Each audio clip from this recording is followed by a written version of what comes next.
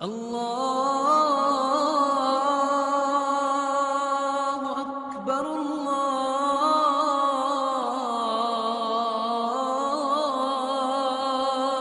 اکبر۔ خامند اور بیوی کے رشتے کو بعض بیویاں ایسی نادان ہوتی ہیں کہ اولاد کی محبت میں خامند کو ڈیگریڈ کرتی ہیں، بعض خامند ایسے نادان ہوتے ہیں اپنے ماں باپ کے احترام میں بیوی کو ذلیل کرتے ہیں، اپنے بہن بھائیوں کی سن سن کر اپنی بیوی کو مارتے پیٹتے ذلیل کرتے ہیں۔ یہ ہر گھر کی کہانی ہے، ان دونوں سے میرے اللہ نے روکا ہے۔ خامند اپنی بیوی کو سب سے زیادہ عزت دے، بیوی اپنے خامند کو سب سے زیادہ عزت دے۔ حقوق میں سب سے بڑا حق اب خامند اور بیوی کا ایک دوسرے کے ساتھ جوڑا گیا ہے کہ ان سے نسل چلنی ہے، ان سے نسل چلنی ہے۔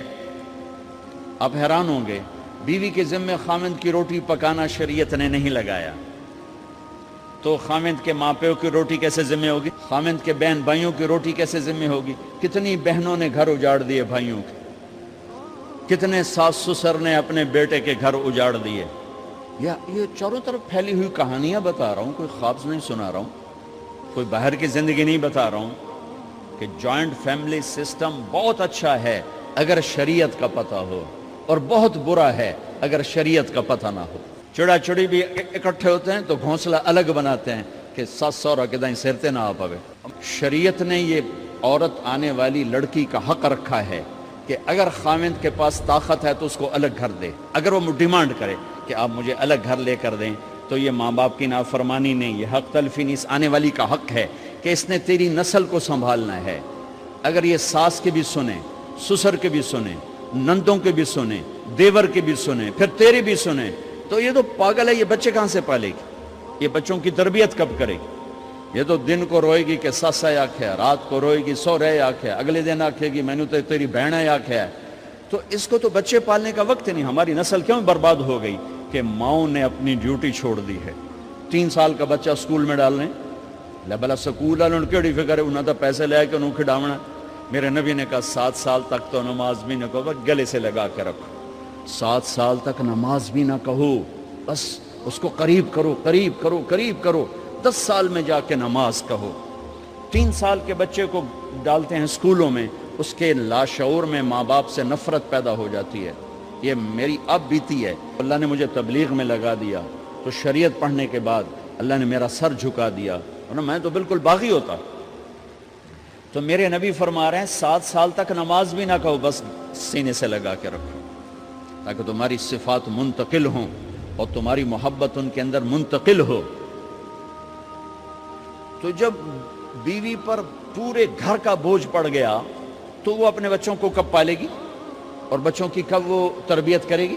وہ تو صبح سے شام تک چولہے پر تھک چکی ہے، اور اوپر سے جو تانے ہیں وہ الگ ہیں، جلی کٹی، کبھی ساس کہہ رہی، کبھی سسر کہہ رہا، کبھی بہنیں، کبھی دیور، تو وہ تو بالکل بیچاری پاگل ہو جاتی ہے۔ کہیں اس کا الٹ بھی ہوتا ہے، آنے والی ایسی آتی ہے کہ پورے گھر کو تباہ کر کے ماں باپ کو بھی دھکا دلا کے اپنے خامند کو لے کے نکل جاتی، ایسا بھی ہے لیکن یہ بہت کم ہے۔ ابتدائی رشتہ خامند اور بیوی ہے، خامند اور بیوی یہ ابتدائی رشتہ ہے۔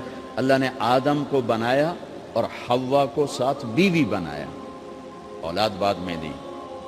اور ایک اور بات، آدم کو بنا دیا مٹی کا پتلا کٹھا کر کے، مٹی کٹھی کر کے پتلا بنا دیا، 40 سال کے بعد روح ڈالی، چل بھائی جا جنت، اور اکیلے بھیج دیا، بیوی نہیں دی۔ حالانکہ اللہ چاہتا تو ساتھ ہی حضرت حوا کی مٹی کا ڈھیر بھی لگا دیتا، اس کا پتلا بھی تھپ دیتا، فرشتوں سے تھپوا دیتا، اور پھر 40 سال کے بعد دونوں کو کٹھا جنت میں ڈالتا۔ بہت سارے پیغام، اس میں بہت سارے پیغام، تاخیر ساتھ نہیں بنایا، دیر سے بھیجا، انتظار قدر کو بڑھانے کے لیے کہ عورت کی قدر کرنا، کمزور ذات ہے، کمزور مخلوق ہے، قدر کرنا۔ دوسرا، پہلے دن پتلا نہیں بنایا کہ ننگا پڑا ہو، عورت کا پتلا ننگا ہو، مٹی کا ہو، پتھر کا ہو، تو اس میں کیا کشش؟ تو ان مرد کے لیے کشش کوئی نہیں، تو فرشتوں کو کیا کشش تھی؟ پہلے دن سے عورت کو پردے میں بنایا، بے پرد نہیں کیا، بے پرد نہیں کیا، اس کا پتلا نہیں بنایا، اسے ننگا نہیں چھوڑا۔ اس کو پہلے دن سے کورڈ، اور کیسے بنایا؟ فرشتوں کو کی آنکھوں پہ پردہ اور آدم کو سلا دیا. آدم علیہ السلام سوئے ہوئے ہیں، فرشتوں کی آنکھوں کے سامنے پردہ ڈال دیا گیا. جب آدم اٹھے ہیں، اور ایک اور بات، جنت میں رہ کر بھی آدم علیہ السلام کا دل نہیں لگتا تھا، اداس اداس رہتے تھے. اماں آئی تو بابے دا دل لگا، تو اداس رہتے تھے جنت میں. جب آنکھ کھلی تو اپنے لیفٹ سائیڈ پہ ایک خاتون سر سے لے کر پاؤں تک لباس میں. آپ نے سنا ہے نا، یوسف علیہ السلام دنیا میں سب سے خوبصورت ہستی پیدا کیے گئے. یہ مردوں میں، عورتوں میں سب سے خوبصورت حضرت حوا کو پیدا کیا. کون ہے؟ کہتے ہیں اللہ کی آدم تیری بیگم. کون ہے تیری بیگم؟ نکاح پڑھایا. پھر کہا آدم مہر ادا کرو. تو انہوں نے پوچھا کیا مہر دوں؟ تو وہاں تو سونا چاندی ڈھیر لگے پڑے تھے. اللہ تعالیٰ کہتے دا من سونا چاہ کے دے دے. میرے اللہ نے کہا تیری نسل میں میرا آخری حبیب آنے والا ہے، اس پہ ایک دفعہ درود پڑھ دے، یہ مہر ہے. سیدھے ہاتھ میں برکت ہے. پیدا کیا الٹی طرف سے. الٹی طرف سے کیوں پیدا کیا ہے؟ کہ الٹی طرف دل ہے، اور دل کے نیچے جو پسلی ہے وہاں سے پیدا کیا. اس میں پیغام کیا دیا کہ عورت جس روپ میں ہو، پہلا روپ اس کا بیوی بنا، پھر وہ ماں بنی، پھر اس آگے بیٹی کا روپ ہے، پھر بہن کا روپ ہے، پھر خالہ ہے، پھوپھی ہے، دادی ہے، نانی ہے، ساس ہے.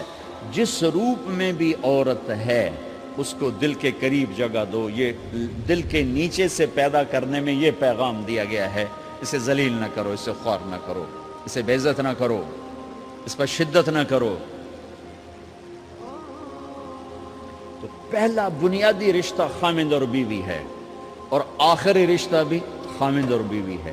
لیکن اس وقت ہمارے معاشرے میں خامند سے زیادہ اس کے ماں باپ حق جتلاتے ہیں، خامند سے زیادہ اس کی بہنیں حق جلاتی ہیں، خامند سے زیادہ اس کے رشتہ دار حق جتلاتے ہیں، اور جھوٹی سچی شکایتیں لگا کر بیوی سے متنفر کرتے ہیں، اور کہیں بیوی کو خامند سے متنفر کرتے ہیں. آپس میں لڑائی لڑا کے پھر خوش ہوتے ہیں. میرے نبی سے پوچھا جائے یا رسول اللہ آپ کو سب سے زیادہ کس سے پیار ہے؟ تو آپ نے کہا عائشہ سے. اللہ، وہ جھینپ کے کہنے کہ نہیں، میں پوچھ رہا ہوں لوگوں میں آپ کو کس سے زیادہ پیار ہے؟ تو آپ کہتے ابو بکر سے. تو آپ نے پھر کہا ابوہا، مجھے عائشہ کے باپ سے زیادہ پیار ہے. پھر پہلے عائشہ کا، تو پھر کہتے ابو بکر.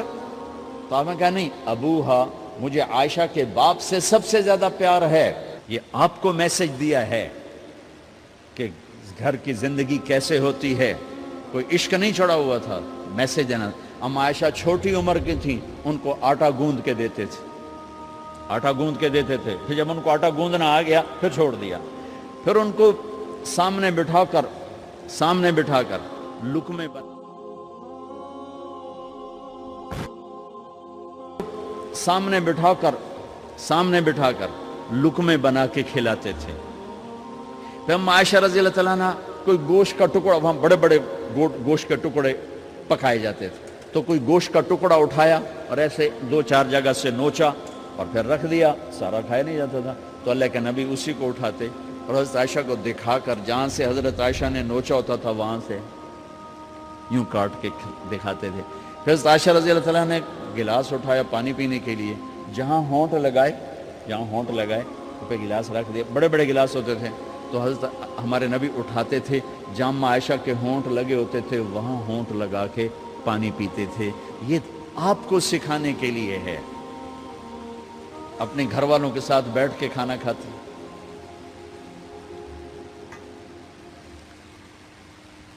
یہ میرے نبی کی معاشرت ہے، یہ میرے نبی کی زندگی. گھر میں جھاڑو دیتے، اپنے کپڑے خود دھوتے.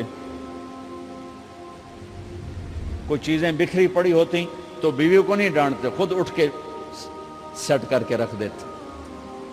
گھر والوں کے ساتھ مل کر برتن دھوتے، صفائی کرتے، گھر والوں کے ساتھ مل کر.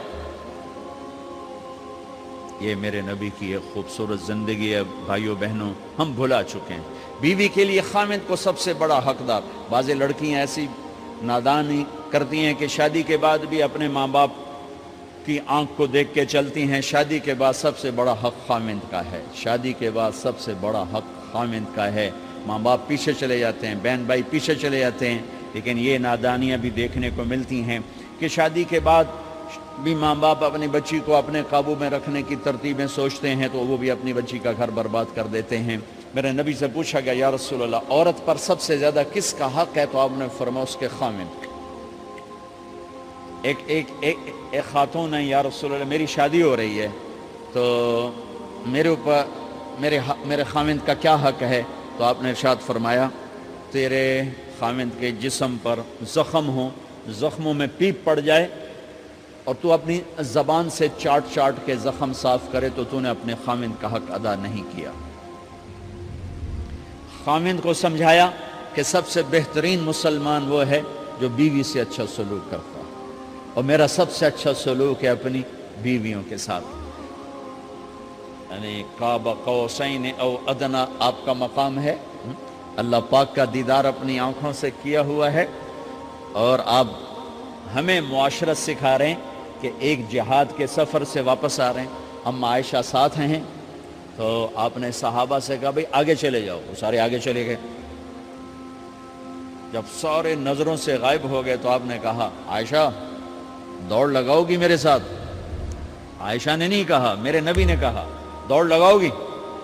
آج کل کا کوئی علامہ بھی یہ نہیں کرے گا. عائشہ دوڑ لگاؤ گی میرے ساتھ؟ کہا جی لگاؤں گی. تو دوڑ لگائی تو عائشہ فرماتی میں آگے نکل گئی, اللہ کے نبی پیچھے رہ گئے. چاہے آپ جان بوجھ کے آستہ ہوئے ہوں ان کی دل جوئی کے لیے. کچھ سال گزر گئے, پھر جہاد کے سفر سے واپسی ہو رہی ہے تو آپ نے صحابہ سے کہا بھائی آگے چلے جاؤ, تو سارے آگے چلے گئے, غائب ہو گئے. عائشہ دوڑ لگائیں؟ کہا جی لگائیں. تو فرمایا کہ ان دنوں میں ذرا موٹی ہو گئی تھی, جب دوڑ لگائی تو اللہ کے نبی آگے نکل گئے. تو پھر آپ نے کہا عائشہ ہذہ بتلک, عائشہ اب تیرا میرا حساب برابر ہو گیا. اس دفعہ تو آگے نکل گئی, آج میں آگے نکل گیا. یہ میرے نبی کی معاشرت ہے کہ بھری محفل میں کہہ رہے ہیں مجھے عائشہ سے سب سے زیادہ پیار ہے. اور عرب میں عیب تھا, جیسے ہمارے ہاں بھی عیب ہے کہ کوئی بھری محفل میں کہ مجھے بیوی سے سب سے زیادہ پیار. تو تیری ماں کتنے گئی؟ بھائی ماں کا اور خانہ ہے, بیوی کا اور خانہ ہے. ماں کی اور جگہ ہے, بیوی کی اور جگہ ہے.